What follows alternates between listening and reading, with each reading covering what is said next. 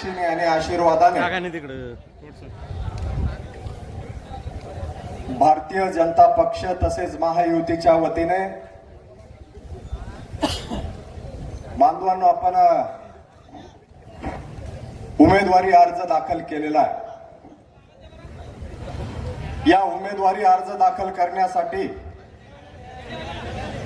आणि मला आशीर्वाद देण्यासाठी म्हणून मंचावर उपस्थित असलेले या देशाचे माजी केंद्रीय रेल्वे राज्यमंत्री माझे वडील रावसाहेबजी पाटील दानवे दादा, त्याचबरोबर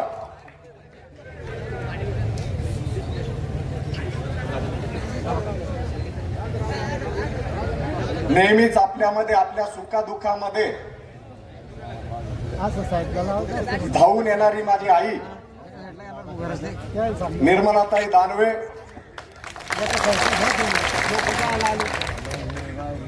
बोलू तुम्ही, आणि पहिल्यांदाच तुमचं दर्शन जे घेतीये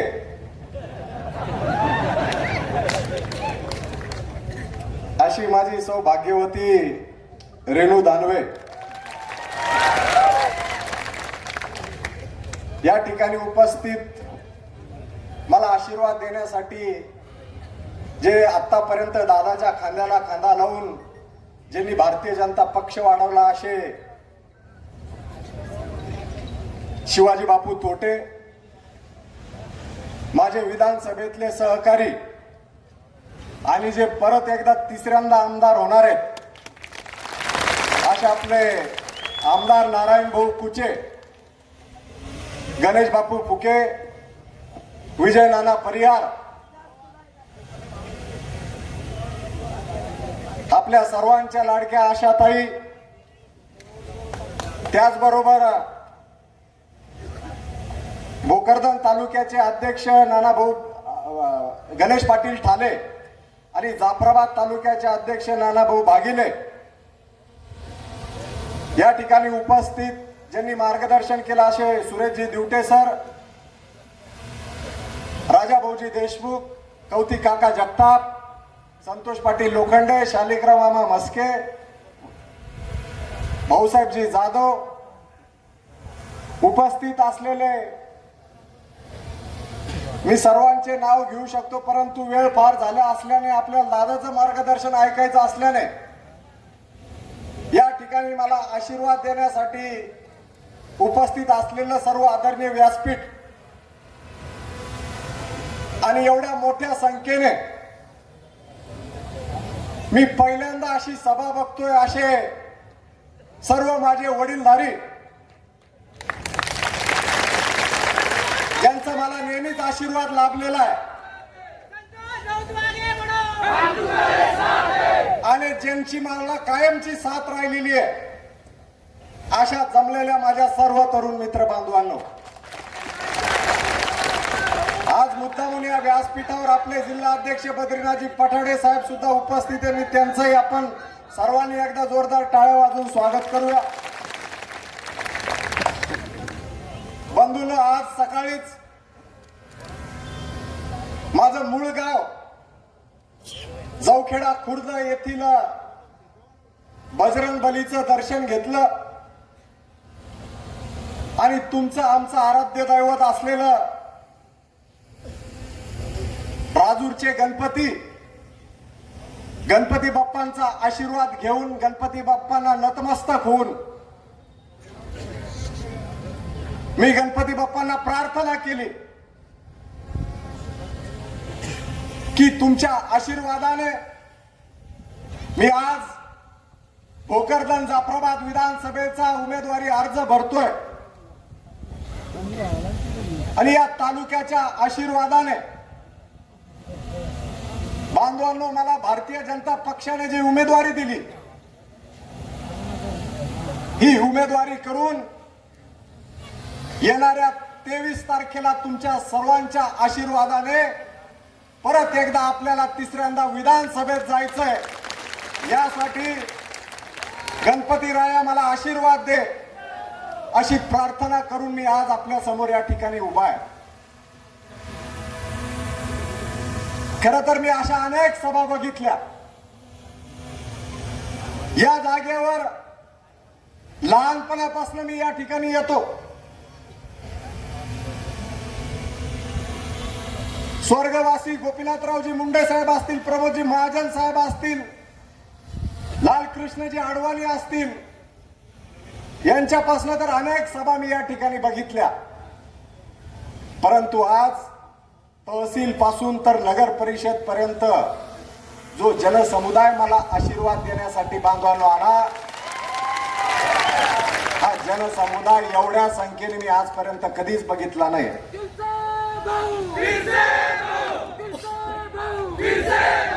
ही एवढी गर्दी झाली कशी? मला आज माझी आई निर्मलाताई दानवे यांनी येताना 5 वेळेला विचारलं की प्रत्येक वेळेपेक्षा जास्त गर्दी यावेळेला कशी झाली. आणि मी सुद्धा घरापासून तर इथपर्यंत विचार करत येत होतो की आज तुम्ही एवढ्या ताकदीने कसे आलेत. आणि जेव्हा त्याचं प्रश्नाचं उत्तर मी या ठिकाणी येत असताना शोधत होतो,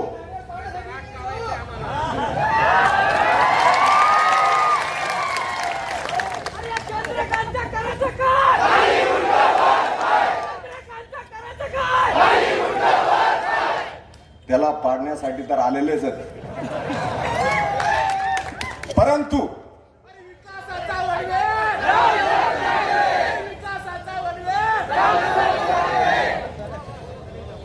झालेल्या लोकसभेच्या निवडणुकीमध्ये आत्ताच आपल्या शिवाजी बापूंनी सांगितल्याप्रमाणे या ठिकाणी बसलेल्या प्रत्येक कार्यकर्त्याला वाटत होतं की दादा निवडून येणारच आहे, दादाला कुणी थांबू शकत नाही, आपल्याला फार मेहनत घ्यायची गरज नाही. जसं मागचे 35 वर्ष होत आलं तसं याही वेळेला होणार आहे. नेहमीच्या तुलनेमध्ये आपण थोडी ढील दिली आणि गांभीर्य कमी ठेवलं. दुर्दैवाने मागच्या निवडणुकीमध्ये आपल्याला पराभवाचा सामना करावा लागला. पण बांधवांनो, आपला पराभव झाल्याच्या नंतर आता ही दुसरी कसोटी आहे. तुमच्या आशीर्वादाने मी उभा आहे आणि तुमचं इथं येण्याचं कारण म्हणजे की जी चूक मागच्या काळामध्ये झाली ती आता परत आपल्या हातून घडू नये, त्यामुळे तुम्ही एवढ्या मोठ्या संख्येने या ठिकाणी उपस्थित. बांधवांना निवडणुका येत असतात, जात असतात, जय पराजय होत असतो. परंतु हा जय पराजय होत असताना अहोरात्र जी भारतीय जनता पार्टी, जो भारतीय जनता पक्षाचा कार्यकर्ता, जो भारतीय जनता पक्षाचा नेता, या भारतीय जनता पक्षासाठी आमचा परिवार हा पूर्ण वेळ आपल्या तालुक्याच्या आणि जिल्ह्याच्या जनतेसाठी अहोरात्र तुमच्यामध्ये असताना आज नको तो माणूस या ठिकाणी लोकसभेच्या खुर्चीवर त्या ठिकाणी बसला.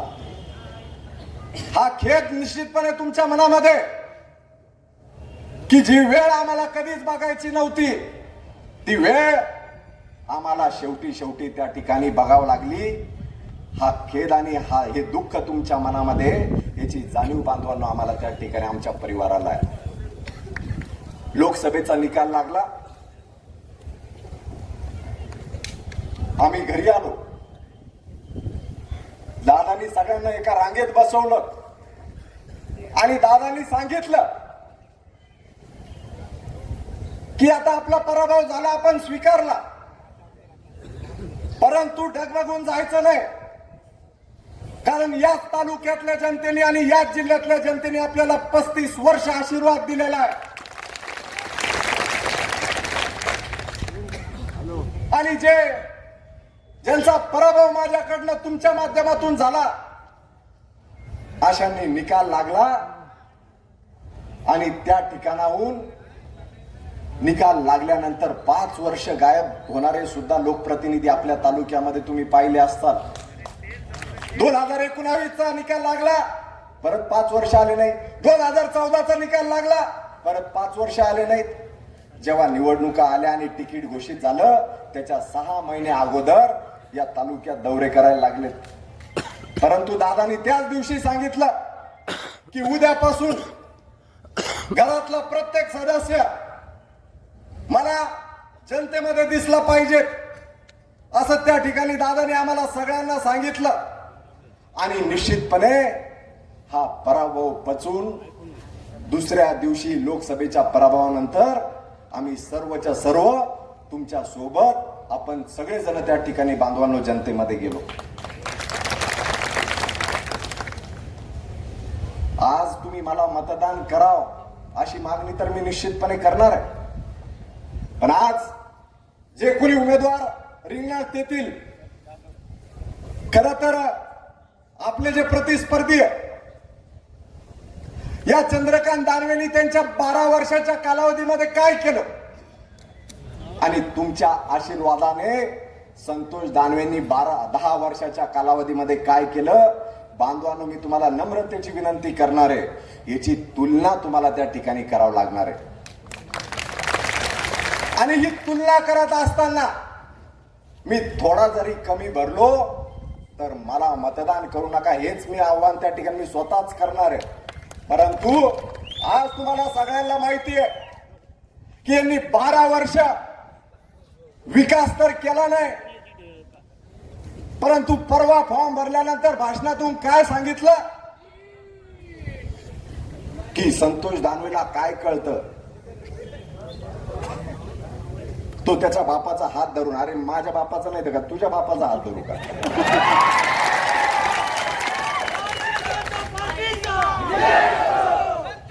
त्याच्या बापाच्या भरोश्यावर उडतो म्हणे.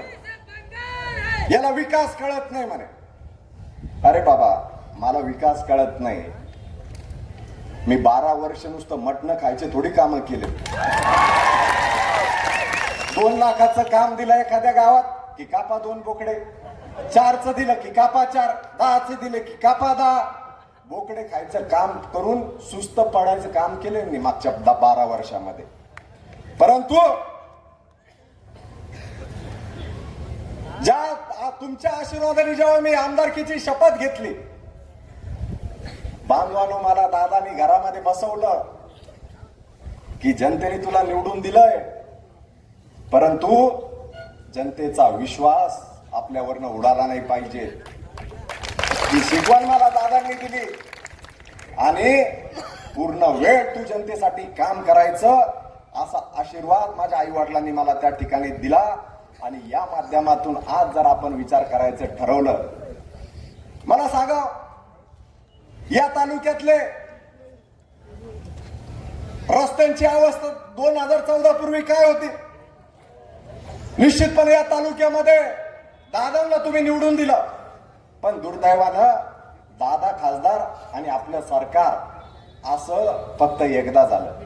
दादा आमदार आणि आपलं सरकार अशी परिस्थिती निर्माण झाली नाही. परंतु 2014 ते 24 दादा केंद्रात मंत्री केंद्रात आपलं सरकार.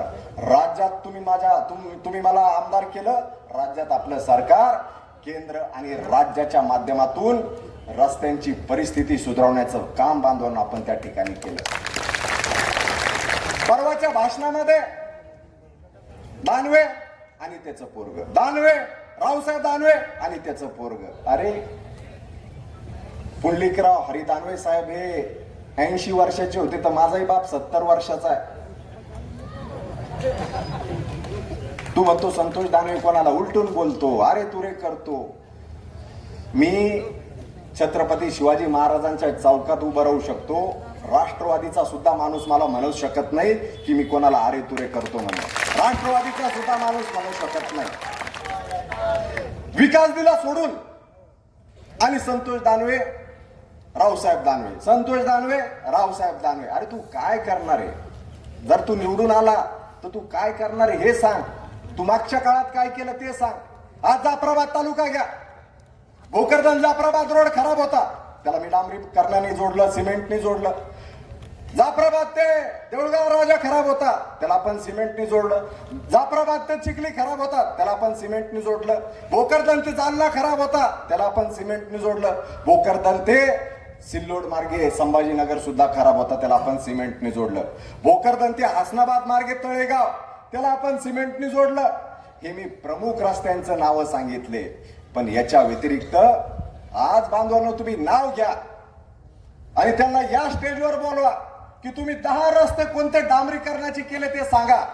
मी 200 गावांमध्ये 200 रस्ते तर केलेच, पण एका गावाला 2 रस्ते असतात, पर्यायी 3 रस्ते असतात. 400 रस्ते करण्याचं काम मागच्या 10 वर्षामध्ये तुमच्या आशीर्वादाने आपण केलं. हेच नाही, संतोष दानवेंनी काहीच केलं नाही, फक्त पूर्णावर बंधारे बांधले, केटीवेर बांधले. आज जा तुम्ही तांदूळवाडीला, केटीवेर बांधलाय. त्याच्या खाली जा तुम्ही नांजाला, केटीवेर बांधलाय. नांजाच्या खाली जा तुम्ही निमगावला, केटीवेर बांधला. त्याच्या खाली केदरखेडला जा, केटीवेर बांधला. त्याच्या खाली जाऊखेडा ठोंबरेला जा, केटीवेर बांधला. त्याच्या खाली जाऊखेडला जा, आरतखेडला जा, केटीवेर बांधला. टाकळीला जा, केटीवेर बांधला. खेळण्याची जी सुरुवात आपल्या आव्हानामधून उगम होतं खेळण्याला, मी आव्हानाला बंधारे बांधले, खाली भुईपूरला बंधारे बांधले, गोकुळला बंधारे बांधले, तिथून खाली पेरजापूरला बंधारे बांधले, पेरजापूरहून खाली आल्यावर आलापूरला बंधारे बांधले, भोकरदनला बांधले. तिथं खाली गेल्यावर फतेपूर पासून तर तुम्ही कोदोलीला जा, बंधारे बांधले. दाऊदपूरला जा, बंधारे बांधले. त्याच्यानंतर टाकळीला जा, बंधारे बांधले. जिथपर्यंत लिंगेवाडी असेल, जिथपर्यंत संगम होतो या खेळण्याचा, तिथपर्यंत बंधारे बांधण्याचं काम केलं. बाकी संतोष दानवेंनी काहीच केलं नाही. तुम्ही जा इथं जुई नदीच्या जिथून उगम आहे आपल्या धोंडखेड्यामध्ये, मी धोंडखेड्याला बंधारे बांधले, कोद्याला बंधारे बांधले, अनव्याला बंधारे बांधले, कठोरा बाजारला बांधले, वाकडीला बांधले, खाली देहडला बांधले, दानापूरला बांधले. त्याच्यानंतर वडशेद असेल, आपलं ताडकळस असेल, ताडकळस नंतर त्या ठिकाणी बोरगाव असेल, शिपोरा असेल, तर असईपर्यंत बंधारे बांधण्याचं काम जर कुणी केलं असेल तर बांधवानं तुमच्या आशीर्वादाने त्या ठिकाणी मी केलेलं आहे. हीच परिस्थिती धामणाची आहे, हीच परिस्थिती जाफराबादच्या जीवरेखेची आहे, हीच परिस्थिती भोकरदन तालुक्यातून वाहणाऱ्या रायगोळ नदीची आहे आणि हीच परिस्थिती जाफराबाद मध्ये वाहणाऱ्या सीतानानी नदीची आहे. अरे तू बंधारे तर बांधणं सोड, तुला एवढ्या नद्याचे नावं घेता येते का ते पहिले बघ. हेच नाही तर ज्या गावांना नद्या नाही आहेत त्या गावांचे जे ओढे नाले असतील ते खोल करायचं काम केलं, ते रुंद करायचं काम केलं, तिथं बंधारे बांधण्याचं काम केलं. ज्या गावांना नद्या नसतील तिथले ओढे नाले हे 500 किलोमीटर पर्यंत खोलीकरण, रुंदीकरण आणि त्याला पाणी अडवण्याचं काम बांधवणं या ठिकाणी आपण केलं. हे मी पाण्याच्या बाबतीत सांगितलं, रस्त्याच्या बाबतीत सांगितलं. इमानदारीने तुम्ही तुमच्या अंतर्मनाला विचारा की 2014 पूर्वी आपल्या तालुक्यातल्या विजेची काय अवस्था होती. मला तुम्ही सांगितलं की मालखेडा आहे, मालखेड्याला 2.5 MVA पॉवर ट्रान्सफॉर्मर आहे, तिथं आम्हाला 5 MVA द्या. मी त्या ठिकाणी 5 MVA दिला. पिंपळगाव रेणुकायला 5 MVA ट्रान्सफॉर्मर आहे, अजून 5चा द्या. मी तिथं 5 MVA ट्रान्सफॉर्मर दिला. मग माझ्याकडे वालसांगीवाले आले की आम्हाला 5च्या ट्रान्सफॉर्मरने होत नाही, आम्हाला नवीन 33 KVA सबस्टेशन द्या. मी तिथं नवीन 33 KVA सबस्टेशन दिलं वालसांगीला. मग शिपोऱ्या बाजारचे आले, ते म्हणे आम्हालाही 33 KVA द्या. तिथं 33 KVA दिलं. मग तडेगाव परिसरातल्या आपल्या बेलोऱ्यापाशी त्यांनी सांगितलं आम्हाला 33 KVA द्या. तिथं 33 KVA बांधलं. मग शिपोरा आंबोरावाल्यांनी मागितलं, तिथं 33 KVA केलं. बारजवाल्यांनी मागितलं, तिथं 33 KVA केलं. कुंभार झरीवाल्यांनी मागितलं, तिथं 33 KVA केलं. लालदेव पाटीवाल्यांनी मागितलं पापड फाट्यावर 33 KVA काम. तू एखादं तर सांग तू कोणतं केलं. परत तुम्ही सांगितलं की गावागावामध्ये सिंगल फेजच्या डिप्या उडतात, त्या टिकत नाही, आम्हाला या बाजूला करा आणि इथं 100चे ट्रान्सफॉर्मर द्या. बांधवांनो, दादा ज्या वेळेला केंद्रात मंत्री होते, मोदीजींच्या सरकारमध्ये दादानी आपल्या जालना जिल्ह्याचं त्या ठिकाणी सर्वे केला आणि या सर्वेतून असं लक्षात आलं की जालना जिल्ह्यामध्ये जरा 545 कोटी रुपयाचे ट्रान्सफॉर्मर लागतात, ज्यांनी गावठाण सेपरेशन होऊ शकतं. दादांनी संबंधित मंत्र्याला मागणी केली आणि 33 KVAचं सबस्टेशन हे त्या ठिकाणी मंजूर केले आणि प्रत्येक गावात आता 100चे ट्रान्सफॉर्मर बसून गावठाण सेपरेशनचं काम त्या ठिकाणी चालू आहे. हे काम दादांच्या माध्यमातून त्या ठिकाणी झालं. पूर्वीच्या काळात काय व्हायचं, आम्ही मोर्चे काढायचो आणि मोर्चा काढल्यानंतर मोर्चेमध्ये काय विषय असायचे की आम्ही एका डीपीवर 50 शेतकरी, 40 शेतकरी आहे आणि 40 पैकी आम्ही 10 जणांनी वीज बिल भरलं, पण 30 जणांनी भरलं नाही.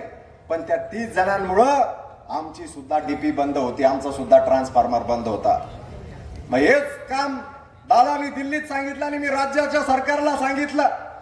कुचे साहेब आहेत, आम्ही आपल्या सरकारकडे गेलो आणि आपल्या सरकारला सांगितलं ज्या पद्धतीने गुजरातमध्ये 1 शेतकरी 1 डीपी आहे, हेच काम आपल्या राज्यात सुद्धा सुरू करा आणि आता 1 शेतकरी 1 डीपी बसवण्याचं काम HVDS योजनेच्या माध्यमातून त्या ठिकाणी आपलं चालू आहे. अशा अनेक गोष्टी मी सांगू शकतो विजेच्या बाबतीत. परंतु आज टीका करणारे टीका करत असतात आणि आपण स्वतः काय केलं याचं उत्तर त्यांच्याजवळ नसतं. आज माझ्यावर टीका करायला त्यांना मुद्दाच नाही अशी अवस्था आहे त्यांची की काय बोलावं याच्यावर. आणि त्यामुळं मांड्या थोपटतो काय, दंड थोपटतो काय.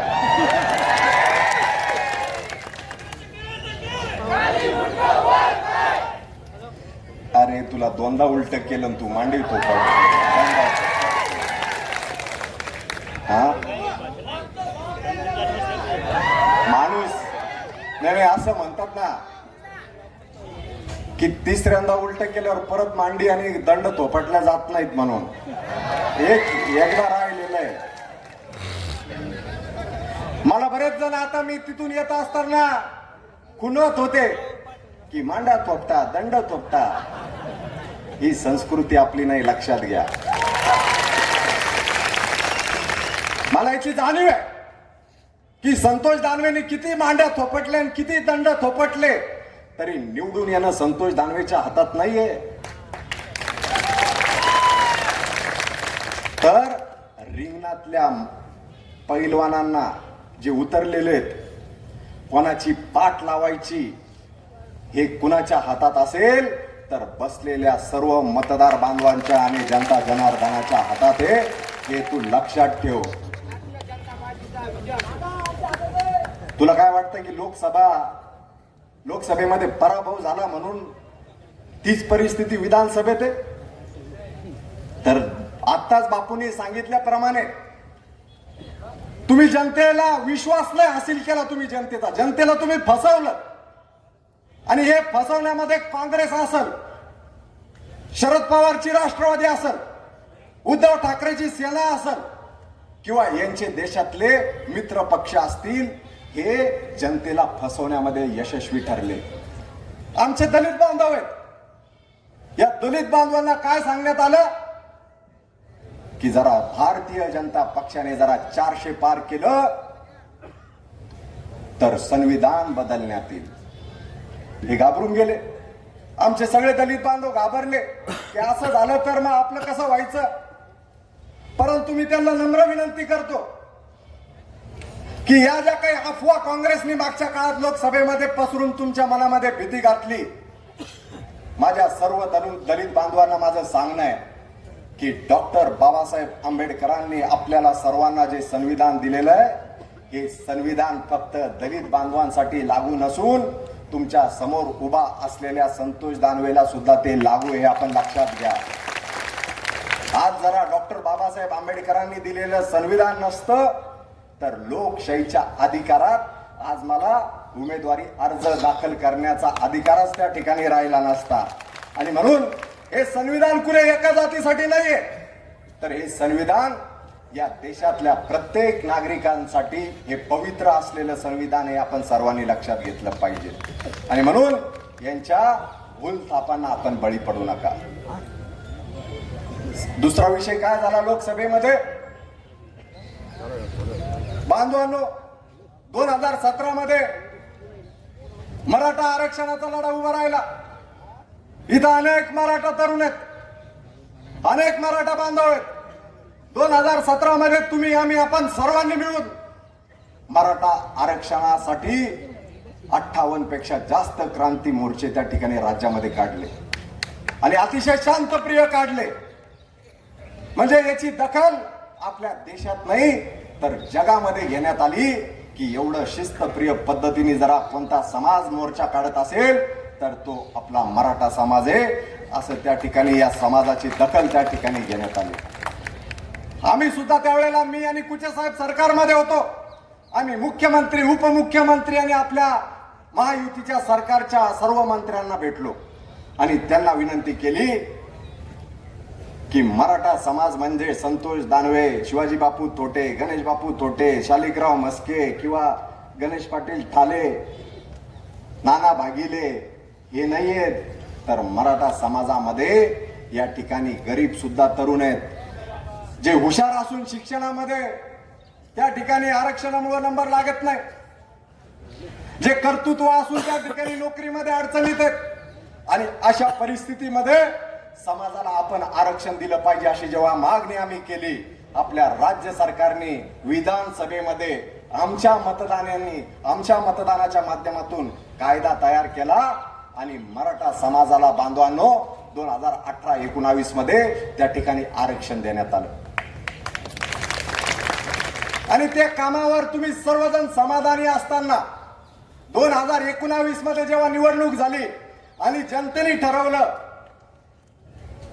काय की आम्हाला परत एकदा महायुतीचं सरकार पाहिजे असं जेव्हा तुम्ही ठरवलं होतं, आपले मित्र त्यावेळेसचे उद्धव ठाकरे यांनी दगा केला भारतीय जनता पक्षासोबत आणि त्या ठिकाणी शरद पवार आणि काँग्रेसला जाऊन मिळाले. पुढे काय झालं, जे आरक्षण आपण आपलं हायकोर्टामध्ये टिकवलं 13% आरक्षण हे मराठा समाजाला जेव्हा हायकोर्टने दिलं आणि याला परत जेव्हा हे आरक्षण चॅलेंज झालं, सुप्रीम कोर्टामध्ये गेलं, तेव्हा काँग्रेस आणि महाविकास आघाडीचं सरकार होतं. दुर्दैव असं आपलं तुमचं आमचं सर्वांचं की सुप्रीम कोर्टात गेलेल्या आरक्षणाला त्या ठिकाणी कोर्टाने जे प्रश्न उत्तर करायचे, त्या प्रश्न जे विचारायचे कोर्टाने आर्ग्युमेंट करायची, त्या हिअरिंगला काँग्रेसवाल्यांनी वकील सुद्धा पाठवले नाही अशी अवस्था आपल्या आरक्षणाची या काँग्रेसवाल्यांनी तेव्हा करून ठेवली. पण तेव्हा आपण शब्द सुद्धा काढला नाही. परत आता जरांगे पाटलांच्या माध्यमातून आरक्षणाचा विषय पुढे आला. परत महाराष्ट्र राज्य त्या ठिकाणी उपोषणाने मोर्चांनी पेटून निघालं आणि असं असताना आज मराठा समाजाला बांधवांनो आपल्या सरकारने एसीबीसीचं आरक्षण दिलेलं आहे. जे देऊ शकतो ते आरक्षण आपल्या सरकारने त्या ठिकाणी दिलेलं आहे की हे आरक्षण आपण देऊ शकतो, हे दिलंय आणि हे आम्ही टिकून दाखवू हाही विश्वास तुम्हाला त्या ठिकाणी दिलेला आहे. परंतु काय झालंय, एसीबीसीचं आरक्षण आपल्याला मिळालं. बांधवांनो, मी ग्रामीण भागामध्ये मागच्या 2 महिन्यामध्ये जवळपास 125 गावं फिरलो आणि या गावांमध्ये जात असताना मी धावड्याला गेलो. तिथं वेल्लाळ कंपनीचे 4च घर आहेत. त्या वेल्लाळ कंपनीतल्या एका मुलीचा MBBS ला नंबर लागला आणि MBBS ला नंबर लागला तेव्हा मी तिचा गावात जाऊन सत्कार केला, तिचं अभिनंदन केलं. परंतु नंबर लागल्यानंतर मी जेव्हा अभिनंदन करून निघालो, तिने मला सांगितलं, संतोष भाऊ म्हणे आपल्या सरकारने जे एसीबीसीचं आरक्षण दिलं याचा मला फायदा झाला. मी म्हटलं कसं का दीदी, तर तिने मला सांगितलं की मी जळगावला फॉर्म भरला MBBS साठी, मी मराठा प्रवर्गातून भरला एसीबीसीच्या प्रवर्गातून आणि मी फॉर्म भरल्यानंतर मला 636 मार्कावर माझा MBBS ला नंबर लागला आणि ज्यांनी ओबीसीच्या प्रवर्गातून भरला त्यांना त्या विद्यार्थ्यांना 644 मार्क घ्यावे लागले. म्हणजे एसीबीसी ला घ्यावं लागले किती 636 आणि ओबीसी ला घ्यावं लागले किती 644. मी कुसळीला गेलो, तिथं आमचे प्रकाश पैलवान इथं आलेले असतील, त्यांच्या पुतण्याचा मी सत्कार केला आणि त्याचा सत्कार केलेला असताना मी सहज त्याला विचारलं की तू कुठं परीक्षा दिली? तो म्हणे मी ठाण्याला फॉर्म भरला होता पोलीस भरतीसाठीचा. म्हटलं तुला किती मार्क घ्यावं लागले? तो म्हणे मी एसीबीसीतून फॉर्म भरला होता मराठा आरक्षणातून. मला 131 मार्क घ्यावं लागले. म्हटलं ओबीसीला किती घ्यावं लागले? तो म्हणे 132 मार्क घ्यावं लागले. ही अवस्था आहे. बीडला परीक्षा झाली पोलीस भरतीची, मराठा उमेदवाराला 78.4 वर मराठा उमेदवार पास झाला आणि ओबीसी बांधवांना, ओबीसी उमेदवाराला 84 मार्कावर पास व्हावं लागलं. म्हणजे मराठा झाला 78.4 वर आणि ओबीसीला घ्यावं लागले 84 मार्क. असं असताना आपण याचा अभ्यासच करत नाही की याच्यातून आपला काही फायदा आहे का तोटा आहे काय याचा विषय आपण याचा विचार करत नाही. आणि मग आपली नाराजी निश्चितपणे आरक्षणाच्या बाबतीत आपल्या मनामध्ये तशीच राहते. इथं जमलेल्या माझ्या सर्व मराठा तरुणांना माझी विनंती आहे की आज जे आरक्षण आपण दिलेलं आहे, जे देऊ शकतो ते दिलेलं आहे, परंतु ज्या काँग्रेसने आरक्षणाचा अ शब्द कधी काढला नाही अशा काँग्रेसला येणाऱ्या काळामध्ये या काँग्रेस आणि राष्ट्रवादीच्या उमेदवाराला तुम्ही गावात आल्यावर विचारा की हे ठीक आहे तुम्ही लोकसभेला मतदान घेतलं, पण विधानसभेला मतदान घेताना महाविकास आघाडीचं सरकार जरा राज्यामध्ये आलं तर आम्ही तुम्हाला ओबीसीतून आरक्षण देऊ असं लिहून देणार आहे का तुम्ही? हे तुम्ही विचारलं पाहिजे काँग्रेसवाल्यांना. त्याला विचारा की तुम्ही ओबीसीतून आरक्षण देणार आहे असं तुम्ही तुमच्या जाहीरनाम्यात लिहिणार आहे का? तर मराठा समाजाला फक्त भारतीय जनता पक्ष आणि शिवसेनेच्या अंगावर घालायचं. मराठा समाज ही कायमस्वरूपी त्या ठिकाणी मोठ्या संख्येने त्या ठिकाणी आपल्या विचारांनी राहिलेली आहे महायुतीच्या. मग ही ताकद कशी कमी करायची याचा प्रयत्न हे महाविकास आघाडीवाले करू लागलेत. आणि मला त्यामुळे तुम्हाला सर्वांना सांगायचंय की यांच्या भूलथापांना बळी पडू नका. आणि मी तुम्हाला परत एकदा सांगतो की जसं मागचं आरक्षण रद्द झालं, हे महाविकास आघाडीचे जरा चोर इथं या राज्यामध्ये जरा सरकारमध्ये बसले तर पुढच्या 6 महिने सुद्धा एसीबीसीचं आरक्षण हे टिकू देणार नाही अशी या महाविकास आघाडीच्या लोकांची अवस्था आहे. आणि त्यामुळं बांधवांनो आपलं मतदान आपल्याला वाया घालून चालणार नाही. आणि गावागावातल्या तरुणांना हा विषय तुम्हाला समजून सांगावा लागणार आहे. आपले सगळे बंधू त्या ठिकाणी अभ्यास करू लागले, परीक्षा देऊ लागले. त्यांच्या पायावर मिळालेले हे जे आपलं आरक्षण आहे, आपण दगड हातात घेऊ नये. आपल्या शिकणाऱ्या बंधूंच्या पायावर दगड मारायचा का त्यांना वाचवायचं हे तुम्हाला येणाऱ्या काळामध्ये त्या ठिकाणी ठरवायचंय. आणि मला निश्चितपणे विश्वास आहे, मी असेल, कुचे साहेब असेल, येणाऱ्या काळात आपलं सरकार त्या ठिकाणी या राज्यात येणार आहे. आपल्याला मिळालेलं आरक्षण हे कोणीच त्या ठिकाणी घेऊ शकणार नाही हा विश्वास मी आजच्या प्रसंगी मराठा बांधवांना त्या ठिकाणी देतो.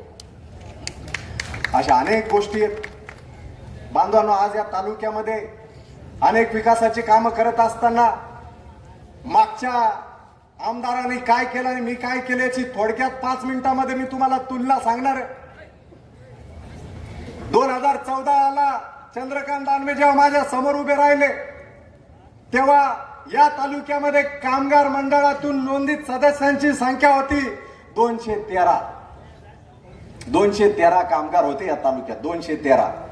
आज या 10 वर्षामध्ये 34,000 कामगार मी नोंदित केले. 34,000 कामगार. आणि निव्वळ नोंदित केले नाही तर त्यांना पेट्या दिल्या, तुम्हाला संसार बाटल्या दिल्या.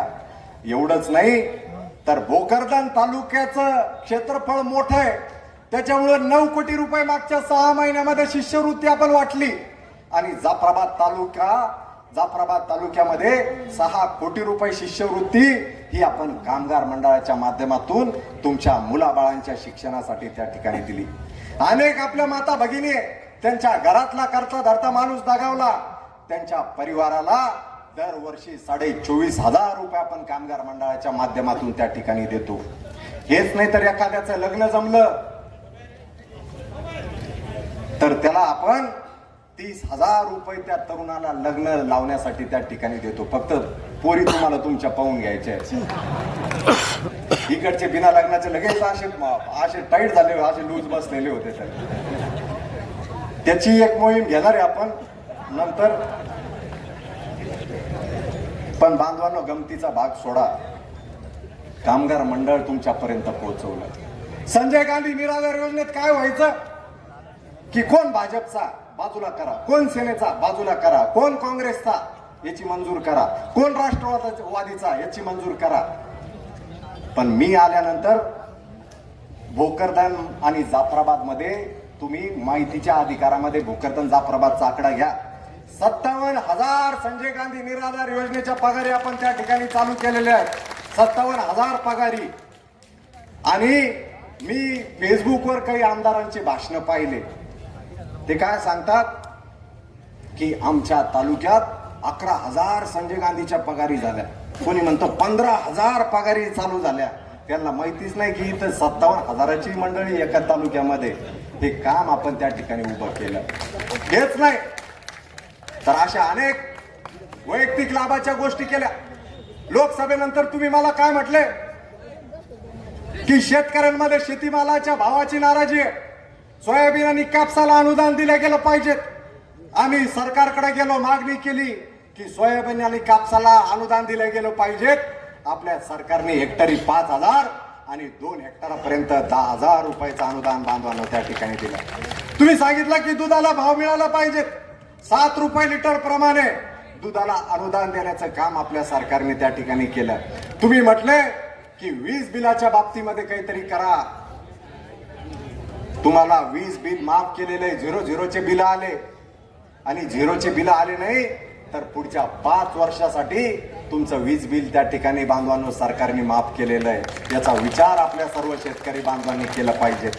2014 पूर्वी 2006 ते 14 8 वर्ष मी आंदोलन केले, मोर्चे काढले. हे आंदोलन कशाचे होते? कशाचे आंदोलन मोर्चे होते? तर विजेचे आंदोलन मोर्चे होते. दरवर्षी आपण मोर्चे काढायचो. या भागातला शेतकरी दुष्काळ असल्यामुळं हवालदिल झालेला आहे, बळीराजा परेशान आहे आणि म्हणून सरकारने आमचं जी वीज तोडलेली आहे ती वीज माफ करावी, सध्याची वसुली थांबवावी आणि वीज जोडणी करून द्यावी, याच्यासाठी आपले मोर्चे राहायचे. पण आज तुम्ही म्हणतात 00चे बिल येऊ नये, तुमच्या मनावर आनंद नाहीये. तुम्ही म्हणता आम्ही भरतच नाही, तर तुम्ही माफ काय करता? पण 14 पूर्वी असं होतं का? आज तुम्ही का भरत नाही? तर एखाद्या गावात जरा MSEBचा कर्मचारी गेला की लगेच दुसऱ्या बाजूने आम्ही सरकारकडे जाऊन बसायचो की शेतकरी परेशान आहे, वीज बिल वसूल करू नका. म्हणून या 10 वर्षात तुम्हाला याची जाणीव त्या ठिकाणी झालेली नाही. या सर्व गोष्टी आपण लक्षात घ्याव्या आणि विकासाच्या पाठीमागे उभं राहावं, एवढी नम्रतेची विनंती करण्यासाठी बांधवांनो मी आज आपल्या समोर आहे. अशा अनेक योजना आपल्या सरकारने काढल्या. मुख्यमंत्री माझी लाडकी बहीण योजनेचे पैसे जरी तुम्हाला मिळाले नसतील तरी घरची लक्ष्मी या दिवाळीला कमी त्रास देणार आहे. घरची लक्ष्मी कमी त्रास देणार आहे. कालच्या एका लाडक्या बहिणींच्या कार्यक्रमामध्ये एका भगिनीने काय सांगितलं की आम्ही 5 बहिणी आहेत, 5 आणि 5 बहिणी असताना जेव्हा आम्ही दिवाळीला माहेरी जातो, आमचा भाऊ 500-500 रुपयाची एक किलो साडी घेतो. 500ला एकीची म्हणजे 5 जणींना 2500 रुपयाची साडी दर दिवाळीला घेतो. तेव्हा भाऊजई अशी वाकडी तिकडं तोंड करते म्हणे, त्यास वाटतं की माहेरी जाऊ का नाही. पण आज या वर्षी तुम्ही भाऊ बनून आले आणि लाडक्या बहिणीच्या माध्यमातून 7,500 रुपये आमच्या खात्यावर टाकले. आम्ही आमच्या भावाला फोन करून सांगितलं म्हणे काय की या वर्षी तू साडी घेऊ नको, तुलाच काय मोबाईल गिबाईल पाहिजे असेल तर आम्ही सगळ्या बहिणी मिळून तुला मोबाईल घेऊन येतो, असं आमच्या एका भगिनीने एका कार्यक्रमामध्ये सांगितलं. ही ताकद बांधवांना आपल्या घरच्या लक्ष्मीला आपण दिली, ही ताकद आपल्या लक्ष्म्यांना दिली, हा सन्मान आपण आपल्या घरातल्या लक्ष्म्यांना दिलेला आहे. आणि त्यामुळं मला निश्चितपणे विश्वास आहे की या तालुक्यातली जनता ही नक्कीच मला आशीर्वाद त्या ठिकाणी देणार आहे. आणि ज्या वेळेला मी 3ऱ्यांदा विधानसभेत जाईल त्यावेळेला या तालुक्याला अजून आपल्याला एका वेगळ्या उंचीवर घेऊन विकासाच्या माध्यमातून नक्कीच या विरोधकांना आपल्याला त्या ठिकाणी उत्तर द्यायचंय. आणि म्हणून आपण सर्वांनी त्या ठिकाणी आता प्रचारासाठी सज्ज व्हा. मागच्या सारखं गाफील राहू नका. प्रत्येक घरापर्यंत आपल्याला जाऊन भेटायचंय. गावातलं एकही घर सुटता कामा नये. दारादारापर्यंत तुम्हाला प्रचार घेऊन जायचंय आणि जनतेला नम्रतेने त्या ठिकाणी मतदान मागायचंय. दंड तोपटून आणि मांडी तोपटून नाही तर जनतेचे पाय धरून आपल्याला सगळ्यांना मतदान मागायचंय हे आपण सर्वांनी लक्षात घ्या. अरे तुम्हाला आली कशाची मस्ती मला कळत नाही. या चंद्रकांत दानवेने याच मंचावून त्या दिवशी काय भाषा वापरली तुमचे हे विचार आहेत. स्टेजवर त्यांचे नेते राजेश टोपे बसलेले होते, त्यांना उद्देशून ही भाषा वापरली. त्यांच्याच पक्षात असलेले केशवराव जंजाळ ते घरी नाराज होऊन बसलेले होते. ठीक आहे बाबा, नाराज आहे. भाजपचा जर एखादा कार्यकर्ता नाराज असला तर दादापासून तर गावातल्या कार्यकर्त्यापर्यंत आम्ही घरी जाऊन त्याची समजूत काढतो, त्याचं ऐकून घेतो, त्याच्या मनातला राग आमच्या अंगावर घेतो, परंतु त्याला विनंती करतो की बाबा असं करू नको, असं करू नका. कारण हा पक्ष म्हणजे एकट्या संतोष दानवेचा नाहीये, तर हा आपला परिवार आहे हे असं आपण समजून सांगतो. आणि तुम्ही एखादा जरा कार्यकर्ता तुमचा जरा पक्षावर नाराज असेल तर तुम्ही त्यांच्या माया बहिणी काढता, ही तुमची मस्ती आहे. म्हणजे 10 वर्ष घरी झोपून सुद्धा यांची मस्ती गेली नाही हे याच्याहून सिद्ध होते, हे तुम्ही लक्षात घ्या. आणि जरा असा माणूस जरा निवडून दिला जनतेने तर उद्या याच्याही पुढे जाऊन हा काय करेल याचा आपण कल्पना सुद्धा करू शकत नाही. आणि म्हणून अशा या मूर्ख माणसाला येणाऱ्या काळात ही जनता माफ करणार नाही असा विश्वास मला त्या ठिकाणी आहे. परंतु बांधवांनो, पुढचे 20 दिवस तुम्ही माझ्यासाठी द्याव अशी हात जोडून मी आपल्या सर्वांना विनंती करतो. आणि घराघरापर्यंत जाऊन मतदारांना आपल्या योजना समजून सांगा, आपण केलेला विकास समजून सांगा, वीज, पाणी, रस्ते, सिंचन या सगळ्या गोष्टींच्या बाबतीत जनतेपर्यंत जा. कल्याणकारी योजना त्यांना समजून सांगा. घरकुला कुणाला दिले आपण ते त्यांना जाऊन सांगा. आपण सौर ऊर्जा पंप कुणाला दिले हे समजून सांगा. आणि त्यांना नम्रतेने आपल्या भारतीय जनता पक्षाला कमळ या निशाणीवर आपण येणाऱ्या 20 नोव्हेंबरला मतदान करा अशा प्रकारची विनंती करा. मी आपल्याला एकच शेवटी सांगेन की 20 नोव्हेंबरला या विधानसभेचं मतदान होणार आहे. आणि जे कुणी कुठं असतील त्यांच्याशी संपर्क करा. कुणी पुण्याला असेल, कुणी मुंबईला असेल, कुणी संभाजीनगरला असेल, कुणी जालन्याला असेल, कुणी बुलढाण्याला असेल, या सर्वांना विनंती करून आपण कृपया करून त्यांना मतदान बूथवर बोलवा आणि 20 तारखेला जास्तीत जास्त मतदान करून भारतीय जनता पक्षाला आणि मला आपल्या सर्वांच्या आशीर्वादाने परत एकदा तिसऱ्यांदा विधानसभेमध्ये जाण्यासाठी आशीर्वाद द्या अशी नम्रतेची विनंती आपल्या सर्वांसमोर नतमस्तक होऊन आपल्याला करतो. आणि जाताना आपण सर्वांनी शांतताप्रिय, अतिशय शिस्तबद्ध पद्धतीने आणि त्या ठिकाणी गाड्या न पळवता घरी जावं. आज धनत्रयोदशी आहे, अतिशय शुभ दिवस आहे. मी धनत्रयोदशीच्या आणि दिवाळीच्या आपल्या सर्व मतदार बांधवांना या ठिकाणी मनपूर्वक अशा शुभेच्छा देतो आणि आपल्या सर्वांची रजा घेतो. जय हिंद, जय महाराष्ट्र.